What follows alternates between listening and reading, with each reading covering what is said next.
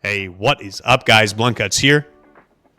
This is a Watcher of Realms video. Thank you so much for tuning into my channel. I really appreciate it. I have got Lord Phineas up on the screen right here. He is the character with the most pretentious name in Watcher of Realms. And I gotta say, I think I may have been wrong about this guy. They made some changes to him on the test server that we need to talk about. I'm going to go through his skills right here. I am going to talk through his awakenings. We are going to talk about where he might be viable. For quite some time, I have been harping on the fact that he only had a single target range, a single tile, excuse me, range in front of him. And that is still an issue. However, I think that they made some changes that are going to make him desirable in a GvG environment. I do think he is going to be a much more versatile character than I thought he was. Let's get to it. So I think where we need to start is with his base stats here. So we're going to put him on max level and take a look at exactly what he looks like. And the thing I want to draw your attention to first is this ridiculous attack here. 72-49 attack. That does place him as the second highest attack in the game, I do believe. I think the only other one that is higher is Ardea. Couldn't think of her name for a second. She is crazy, and her attack really does kind of push her over the top. That is similar to Phineas in some ways. I mean, they are very different heroes, but in that way, they are very similar. He does just a ridiculous amount of damage, and his attack really enables him to do it against some of the highest defense enemies in the game. That is super, super key.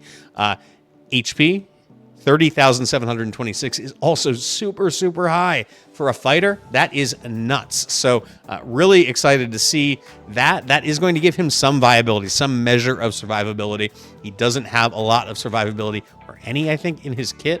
So this is key to being a little bit more well-rounded, and it's hopefully going to allow us to bring him in to some places where we might not be able to otherwise. Defense-wise, 24-27. It's kind of mid-range for fighters. It's decent, but it's not crazy good. And then if we go down here, 2.6-second attack interval. Very standard. That's just typical. 100 base speed, that's typical as well. Crit damage is 150%. You see his rage regen auto is 13 per second. 10 rage on the basic attack, 5 rage regen when he is attacked. So none of that really stands out. He is pretty typical outside of that, but the highlights here really should be the HP and the attack, which are both very, very high for fighters. Let's go take a look at his skills. All right, so the first thing that we need to talk about is his talent here. So when an ally uses their ultimate, the hero gains 1 stack of Viscount's Flame, up to 5 stacks. So we click on Viscount's Flame. Each stack increases crit damage by 25%. That means that if 5 allied heroes, and note, it doesn't say faction allies, it's just allies. So 5 heroes on the team use their ultimate. Suddenly he's got plus 125% crit damage, which is insane. Now, people were going crazy about Twyla getting an extra 60% from the Hex Bond skill. This is twice that. That is nuts. On top of that, as if that wasn't enough, additionally grants crit damage increase to the ally if they belong to the Infernal Blast. So if the ally is a faction ally, he's also going to provide a 20-second plus 25% crit damage buff to all Infernals. That is crazy. Crazy, crazy, crazy. I wish he wasn't an Infernal, honestly. I wish he was a different faction because that would be more useful elsewhere. But Infernals are great boss killers, and this guy is going to be a phenomenal boss killer. Let's take a look at his basic attack. I do want to show you what this looks like here. So if I put Phineas here, you can see he does, when he's deployed, he does his little ranged attack here. You can see his ultimate range is going to give him an extended 3 tiles here, but that is not what we're talking about in this particular part. I will get to the ultimate in a second. I want to talk about his basic attack here, and mainly what I want to talk about is whether or not he's going to be able to exceed his 1 tile range. So I'm going to drop Torador in front of him in a second, and we're going to just see exactly what happens here. You'll be able to see that Phineas will not hit those units. You can see Torador has taken his thwacks, but Phineas is not going to attack them. However, let's see what happens when I put on the auto ultimate, because that is important to note here. And then I'm going to go talk about the ultimate in another screen, because there's something else cool about the ultimate that has changed. But let's take a look at what happens next. All right, guys, I do have the ultimate up on the screen right now. The Devil's Den manual ultimate, 900 rage cost, 600 initial rage, 20-second duration. The text reads, increases attack by 50%, which is ridiculous considering his 7,200 base attack at A0. Doubles the effect of Viscount's Flame gained by the hero while increasing attack range. So his attack range is going to increase to 3. Viscount's Flame, as a reminder, that does give you 25% crit damage per stack, up to 5 stacks. So typically it tops out at 125% crit damage. However, if you do use the ultimate and you have 5 stacks, you are going to bump that up to 50% per stack, meaning it tops out at 250% bonus crit damage, which is just nutty. Upon activation, deals 800% burst damage one time to one target in range, then changes to ranged attack. Removes all stacks of Viscount's Flame from the hero when the ultimate ends. That is bonkers crazy. It's just so good. He loses his crit damage after the ultimate, but every time an ally, doesn't have to be a faction ally, uses their ultimate, he is going to get another stack. What I want to show you here is, you see we've got kind of above where my head is on the screen right now, we've got some enemies that are going to be pathing there. I am going to turn on his auto casting for the ultimate here because I'm trying to simulate GvG. Now we can see this is where the range comes in as far as where his ultimate will be, these orange tiles right here. And I want you to pay attention to when this gets activated. Try to slow it down so we can see. So right now, the first unit did make it on there. He did activate his ultimate. And now there he goes. He did that big damage. He just hit for 1.3 million. Now, this is level 15 on promotion raid, but good God, that is incredible damage. I don't care what. This is, of course, also without the Viscount's Flame stacks on him. So he could have up to plus 250% extra crit damage on him right now. Oh my God. I'm going to be doing some testing later in the week. We got to hone in on exactly how this works. But this dude is going to be one of, if not the best damage dealers in the game. And I'd like to just point out, this is at A0 as well. And there's a lot more damage that he could be getting from there's more. We got to get to the rest of his kit. Let's go take a look, actually. Before we even get to the rest of his kit, I want to show you the ultimate in the Marksman raid. That's right, in the Marksman raid. All right, I do have Lord Phineas in here, sitting, waiting to use his ultimate. I have him in a lower level of the Marksman raid right now because I don't want him to take any damage and die. But I do want to point out, one, that his range here is going to should cover all 3 of these airborne units that are in front of him. I want to also highlight what it says on here for the ultimate. It says that it switches to ranged attack on there. Now, this is, as far as I remember anyway, is something new in his kit. So we are going to take a look at exactly what this means once these enemies do start moving. I'll put on 2x speed so we can kind of speed this up a little bit here because they just take forever to start moving. However, I promise you this will be worth the wait because this kind of changes the game. One of the things that is very limiting for ground-based, like fighter units in this game is that there's just not that many anti-air fighters in the game or enemies that can hit air units. Valkyra can hit them during their ultimate, and that seems like it might be something shared by Phineas here. So let's use the ultimate now that these guys are right there. Boom, boom. 170k he's hitting them for. This is without a proper lord. This is just ridiculous what he's doing right now. That he has a 20-second duration where he is going to be able to just cycle through this and kill airborne units is very key. It makes him much harder to deal with if he is deployed in a GvG environment. It means that he's going to be somebody that you're going to have to work around. You can't just fly over. Now, you can see when he doesn't have the ultimate active, he's not going to be able to hit air. So, kind of like Valkyra, he is ultimate limited, and he is going to be baited, or baitable, I should say, that way in GvG. But, whoo-hoo, baby, he hits super hard, and he's going to be able to do some damage there and hit airborne units. Flexible damage. Just really, really love it.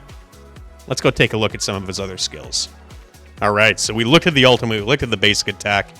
Let's take a look at Blade of Treachery here. Basic attack has a 25% chance to deal 270% damage and inflict stun on the target. This chance doubles during the ultimate, so it's going to be a 50% proc rate during the ultimate. The stun, we can see here, is 1 second, so nothing crazy, but it is going to help. More CC, that is better. That is good for GvG as well. And he's kind of making a liar out of me because they have changed fundamentally a lot of the ways that his kit worked. All of a sudden, a lot of these other things do come into play in a way that I didn't think they would before I knew that he could hit range targets, and before I knew that his ultimate was going to activate when a unit entered that range, which was not the way that I saw him working previously. So Insidious Blaze is his passive here, increases penetration by 7% for each burning's effect on the target up to 7 stacks. Oh my god, yeah, this is massive as well, especially in a game mode where you have a lot of units that have really, really high physical damage reduction in their defense. This is going to allow him at max stacks. So if you can get 7 stacks of burning on, which is probably not realistic, but he's in the right faction for burning with lots of infernals. There's lots of GvG heroes like Arrogance, for example, that will apply burning to targets. So that is something that is going to help out, because every single stack of burning is going to give him 7% penetration, meaning that he, at max stacks, is going to be ignoring 49% of the enemy defense, which is really, really, really big. Really big. Love that. Let's take a look at his awakenings. All right, so for the awakenings, so A1 increases the base chance of Blade of Treachery by 5%, so it's going to be 30%. It will double again, so that's going to be 60% during the ultimate. And Blade of Treachery can now inflict burning, so that means that he's going to apply a 5% burning on the target, which is also going to, per burning on the target, grant him 7% penetration, which is incredible. So good. A2 plus 5% attack. This is actually better than the 300 attack because he does have over 6,000 attack, meaning that 5% attack is going to outpace that plus 300 attack at that point. Again, this is base attack, so that extra attack, which is going to be somewhere in the neighborhood of about 360 extra attack, is going to get multiplied by all the attack bonus substats and main stat gear that you do have on the hero. That is huge. Huge. The A3, when an Infernal Blast ally uses their ultimate, the talent switches to granting crit damage increase to them, which is, previously it was 25%. Now it is 50% at A3. Honestly, the A1 is a lot better. The A1 is more significant because it allows him to get penetration, to generate that penetration by himself, which is really great. Speaking of penetration, the A4 plus 8% penetration, so that's going to be on top, meaning that as long as you can get 7 burning stacks on, which is probably asking too much in a GvG environment, but it's not necessarily asking too much in a boss environment if you bring the right comp. You could have 57% penetration up for a significant portion of the time when he is using, I believe it's ultimate, correct? I believe it's only during the ultimate. Let's take a look at those skills just to be sure. Oh no, it's all the time. Never mind. I'm crazy. It's late here, and I was wrong. It's even better than I thought. Finally, the A5, after the ultimate ends, 50% chance to retain Viscount's Flame stacks, which again, 25% crit damage, but during the ultimate that doubles, meaning that outside the ultimate you have you have the chance to retain 125% bonus crit damage, and then again you'll have that at 250% crit damage during the ultimate. It's just nuts. He has some really good skills, and I'm not going to say one way or the other whether or not he is going to be like the new or one of the new best heroes in GvG. I will say he's kind of in the wrong faction. I don't know that's going to matter based on his stats, because I think he might be somebody that is good enough that you could bring without, pairing him with an Infernal Lord like a Solkadins or a Twin Fiend. But he is somebody that is just going to do a massive amount of damage, and he's got the base stats to support it without having a Lord. So I think he might be, he could be really good. I'm not going to say one way or the other whether or not he's going to be amazing. I do think he is going to be amazing as a single target damage dealer regardless. So outside of GvG, yeah, he's going to be a phenomenal hero. In GvG, yet to be determined how good exactly he is going to be. But based on what I've seen, and I think in the right comp, and I think with the right gear and all that kind of jazz, he is going to be really good. He has so much potential, and now his kit is much more well-rounded because he's going to activate his ultimate when he doesn't have to have units in his 1-tile range in order to activate the ultimate, which is really big. He also does not have the vulnerability of not being able to hit air units, because during his ultimate, he will be able to hit air units. So it will be baitable, kind of like Valkyra is, but really good Really, really good. So I think as far as the Awakenings are concerned, you more than likely are all right at even just A1, honestly. I don't know. A2 would be great. That extra 5% attack is going to go a long way, in my opinion. The A3 is nice, but only if you're running an Infernal team. This does not affect you if you aren't running him in an Infernal team. I don't know that there is a compelling Infernal team to run in GvG. The A4, obviously penetration is great. And then finally, the A5 is really nice, but it's RNG based, so not as ridiculous as I would like it to be, but really, really good. And I do love the fact that, in my opinion, the best one is the A1. And that means you only have to get 2 copies of him for him to get to close to peak effectiveness, at least as far as GvG is concerned. So that is my opinion. I do apologize. I feel like I've been talking about how I didn't think he was going to be good for quite some time. And now with some of these changes, I do think he's going to be pretty damn good. So in any case, guys, I do hope this is helpful to you. Hopefully you've got some summons still. I know I saved some because I did want to get at least a copy of him. Now I want to get multiple copies of him. I am going to be dumping my entire as much as I need to get 2 copies of this guy. Hopefully I can do it. Hopefully you can too. Please do like and subscribe if you did enjoy this video. I will catch you all next time.